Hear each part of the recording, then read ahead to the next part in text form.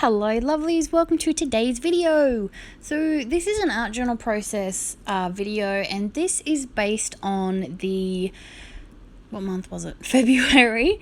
The February Facebook challenge in the Dylusions group. So that's a bit of a mouthful, but so basically there's a Dylusions challenge group on Facebook, and they post a challenge every month. And like I've said before, challenges really inspire me, especially when I'm feeling like I'm in a bit of a funk or a bit, just the mojo's not there. I find that challenges really help. Now, I was especially excited by this challenge because this challenge was to use orange, to use a stencil, and to do some doodling. Now, I have been working really hard to add doodling into a lot of my projects lately. I really enjoy picking up a pen or a paint pen and just doodling, but I'm not very good at it, which sounds very silly to say because, it could be anything you want, but I find I'm not very good at it. So I even have this little notebook I carry around in my handbag because I have a lot of downtime sometimes, like 5 minutes here or there waiting to pick up the kids or waiting at soccer practice. So I find that those moments are good. So I carry a little notebook just where I can, practice some doodling. And Diane Raveley is like the queen. So, yeah, I found this challenge very inspiring. And orange isn't really a colour I use much lately. So, yeah, I got out the new Fiery Sunset Mist or Spray Ink and Lemon Zest. And I love how they spray together. I love how they blend. And then I just got the older number stencil. So these stencils I've had for ages, and it's the stencil but also with a border around them. Sometimes I struggle with the borders, but in this case I thought it tied in very well with the doodling prompt for this page. So I've just sprayed my numbers. First I did a little bit of ghosting, and then I sprayed. I love using the same color ink on top of the page again, so I love using tone on tone. So I sprayed through that stencil again with the Fiery Sunset, and that's given me that lovely orange tone. The majority of this video was me drawing and colouring in my border. It did take the biggest chunk of time, so all in all, this isn't a very long process video. It looks long, like the video itself, it took me almost 30 minutes. But it was because I was tracing around that border, and then in the end, it wasn't bold enough, so I wanted to colour it in, so I go back in with a paint pen. So yes, that took out the biggest chunk of time. So I was looking at this, and I knew I was going to add a focal image, but I just wanted to bring something else into the background. So I go and get another stencil, another one of those 2-part stencils, this one with some circles, and I just go in with some Distress Oxide ink. I like using the oxides. Sorry, I'm choking on air.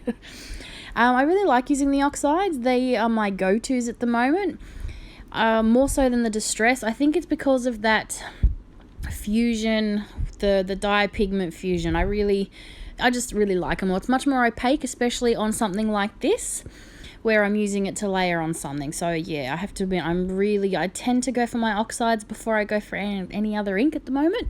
But that could just be how I'm feeling at the moment, and the fact that they are pretty close on my desk. And if I'm going to use something, it's going to be within arm's reach. And of course, these fabulous little makeup brush thingies that I find are fantastic blending tools. What I want to do is I want to get a whole different bunch. I want the big one, like the big size up. I reckon that would be fabulous for big stencils. But what I want to do is eventually do a video when I can get my hands on some more on different types and different brands and see how we go. So that's what I have in store. I have that planned. So then, just to tie in with that doodling prompt a bit more, I'm using a white gel pen and just doodling around those circles.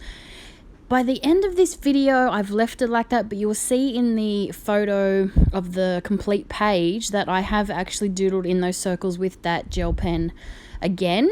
And I really like how that turns out. Again, I turned the camera off too early. I really need to stop doing that. But honestly, I feel like I'm done, and then I sit there and, like I said, that need to just play with a pen and draw is, really affecting a lot of my pages lately. So even though once I think they're done, I just have this need to add some form of mark making or doodling onto it. So yeah, I'm still very new to the whole process, so that's probably why I tend to not record. So I went through my stencils to get a silhouette, and now normally with the Dylusions stencils you get the inside and the outside, and what I would normally do is I would use the outside of it, the mask portion, and just use a makeup sponge and paint inside it. In this case I couldn't find it, so I used the outside. I traced around it, wasn't solid enough for me, so I decided I wanted to come back in with some paint, black paint. So I had to paint it in by hand with a little fiddly paintbrush, so that was fun. But I really do like how it stands out. So I like doing this a lot with the silhouettes. I really do like making them a big, bold focal image on my pages. What I tend to do then is journal around them, and that's one of my favorite things to do. In this case, I end up journaling with a white gel pen. Looking at it now, after the fact, probably would have been better if I had done it in black. It would have been more noticeable. But again, the page is done, so yeah, not a big deal. It's done. I do like how the white pops out when I sort of go onto my silhouette. You'll see what I mean in a minute. So, but first, what I'm going to do is I'm going to finish off this border. So as you can see right now that I'm filling in my silhouette and I've got those circles in the background, that border just isn't really standing out. And the only reason I left it like that is because it took a long time and I didn't want to do it again. But for the sake of this page, I knew it would look much better if it was coloured in. And honestly, colouring in with a paint marker is a lot of fun. But I knew it would take up a lot of time in my video. I've sped it up as much as I can, but still, you're going to watch me colour in all those little triangles. But yeah, it definitely does make the page look much better. That border really does pop. Looking at it, after I'd finished, what I really wanted to do was go scribble inside it again with that white gel pen, because I reckon that would look really cool. But again, it would take a really long time, and I just don't have the patience for that. But, I might come back to it later and add some more white into it. You never know, we'll see. But yes, I have sped this part up twice as much, but yeah, still you're going to see me colour it in. So what I'm using is the Jane Davenport paint markers. I love these paint markers. I didn't think I would. I'm, very partial to my favourites, and I do love Posca paint pens, but I can't fault these paint pens. I bought the white and black set, and then I bought the coloured set as well. It was a whim purchase at the retreat last time when we went to Craft Online. And I have to admit, these are really good paint pens. The black and white especially. Now, I am notorious for killing paint pens, especially white ones.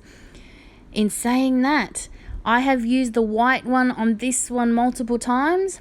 I have accidentally gone over paint and it has not killed it. I have been able to clean it off and not kill it. Now, I don't know if I'm just lucky or if these are in fact superior paint pens, but I have to give them, a big thumbs up from my point of view. But anyway, like I said, journaling around my silhouette, I like to make my journaling unreadable, very, very messy. There are words in there. They're words that mean something to me at the time. Usually the same phrase repeated over and over again. But yeah, I do like to make it unreadable. But as you can see, that white doesn't really stand out a lot. So I'm thinking maybe the black would have looked better. But, like I said, pages in the journal. So thanks for watching, and I'll be back real soon with a new video. Bye for now.